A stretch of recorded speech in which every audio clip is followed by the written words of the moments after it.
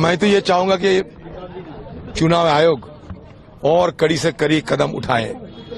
क्योंकि अगर चुनाव आयोग की निगरानी में और केंद्रीय बल की उपस्थिति में अगर इस तरीके की खून खराबा होते रहे बंगाल में, तो जब ये नहीं रहेगी बंगाल में तो क्या होने वाला है, ये सोचकर मैं बड़ा शंकित हूं। और इसके लिए जो सख्त से सख्त कार्रवाई करना चाहिए, जो जरूरी कदम उठाना चाहिए, चुनावी आयोग को वो कदम उठाना चाहिए। ये मेरा तरफ से जरूर ये मांग रखूंगा। जो हाथ में अभी शासन है उसके बाद भी इस तरह का घटना इलेक्शन कमीशन का तो जितना उठ जाता है ना। ये बंगाल में कानून की हालत ऐसा बुरी, कानून की हालत आज से नहीं कई सालों से, जिस दिन से सत्तारूढ़ पार्टी में तृणमूल शामिल हुई, काबिज में आए, बंगाल की सत्ता तृणमूल पार्टी के काबिज में आए, तब से ये लगातार जारी है। इसलिए चुनाव घोषणा की काफी दिन पहले मैं चुनाव आयोग के पास दिल्ली में गए, उनको सारे मेरा डेमोन्स्ट्रेशन दिए और बंगाल के हालत बताए। और इसलिए मैं कहता हूं ये चुनाव आयोग की निरीक्षण में जब चुनाव हो रहे हैं तो जिम्मेवारी चुनाव आयोग की होते हैं कि सख्त से सख्त कदम उठाए, क्योंकि आम लोग अगर डर की मारे चुनाव में अगर योगदान ना करे तो ये हमारे लिए बड़ा दुख की बात होगी। और सत्तारूढ़ पार्टी बंगाल को चाहते हैं कि बंगाल में आम लोग चुनाव में हिस्सा ना ले, डर की मारे वो चुनाव के दिन चुनाव योगदान करने में वो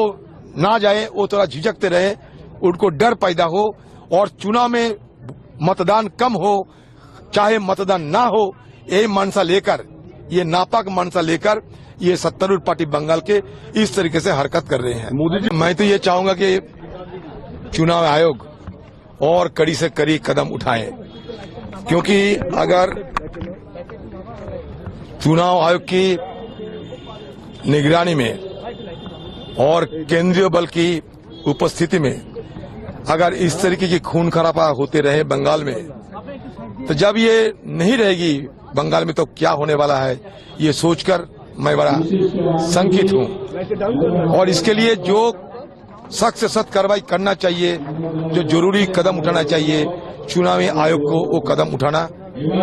चाहिए। ये मेरा तरफ से जरूर ये मांग रखूंगा। जो हाथ में अभी शासन है उसके बाद भी इस तरह का घटना इलेक्शन कमीशन का तो जितना उठ जाता है ना।